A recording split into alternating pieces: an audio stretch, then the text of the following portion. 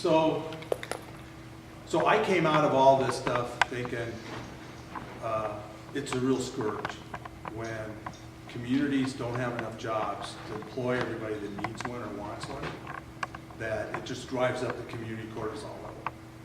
And it makes the place an uglier, more unhappy, contentious place. And the other thing it does is it creates a mentality of poverty, or a zero-sum mentality. So when the economy's growing, it means the pie's bigger every year. So if, let's say we all owned a restaurant, each of us owned a restaurant. If the economy's shrinking, there's only so much money in the economy for people to go buy dinner or lunch with. If the economy shrinks, the amount of money and the number of people out there looking for places to eat goes down. So eventually, one of us has to shut our business down. If it keeps shrinking, somebody else. So if your goal is to grow your restaurant, and you just started it, you need to grow it and get some more seats, and you want to hire another cook, and so you want to grow and make a little bit more money because you're not making money, you barely pay your bills, and you want to grow. The only way you can grow if the economy's shrinking is you got to put one of the other people in this room out of business.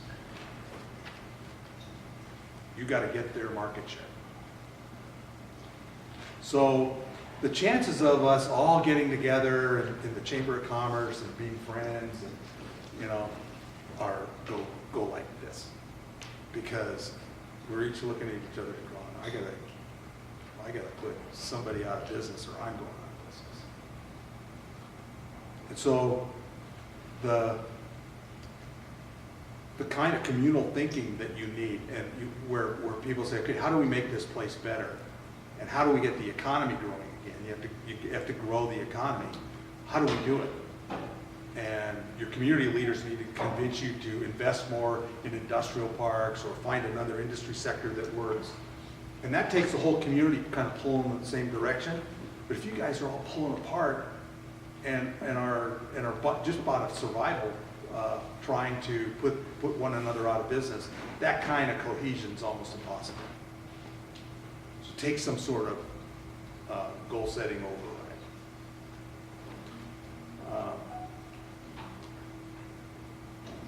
So the art of trying to turn a community economy around comes back to, number one, why are we doing it? We're doing it for two reasons, really. One is keep the cortisol level down.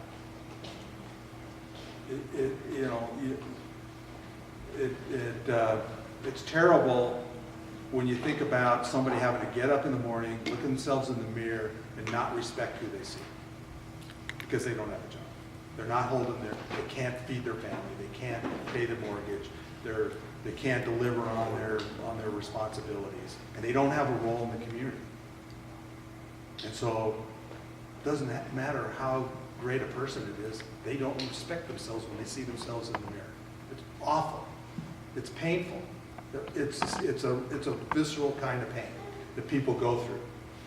So one reason to do this economic development stuff is to make sure that everybody that wants to work or needs to work can find a job, and that those people who are starting their careers have career ladders they can climb, and so they can ultimately get to my age where they have enough saved so they can retire and not have to beg money from their kids.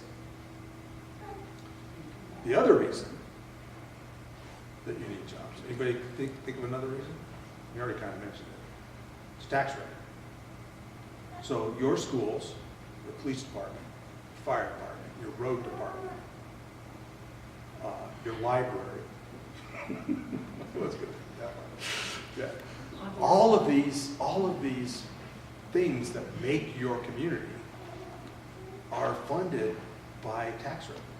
So every time your job produces a good, a product or a service, when it's sold, there's a tax. And that tax goes into a pot of money that pays for infrastructure, pays for buildings, pays for infrastructure, pays for personnel.